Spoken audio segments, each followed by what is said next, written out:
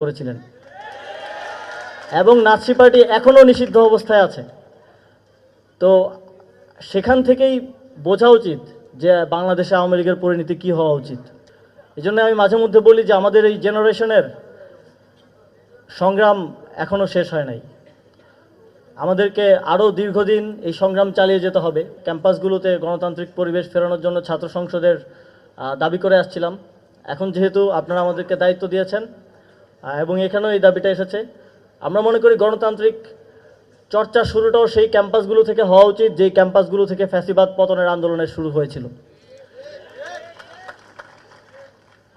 এবং জানুয়ারি ফেব্রুয়ারির মধ্যেই সকল ক্যাম্পাসগুলোতে ছাত্র সংসদ নির্বাচন দেওয়ার ব্যাপারে আমি ক্যাবিনেটে আলোচনা উত্থাপন করব।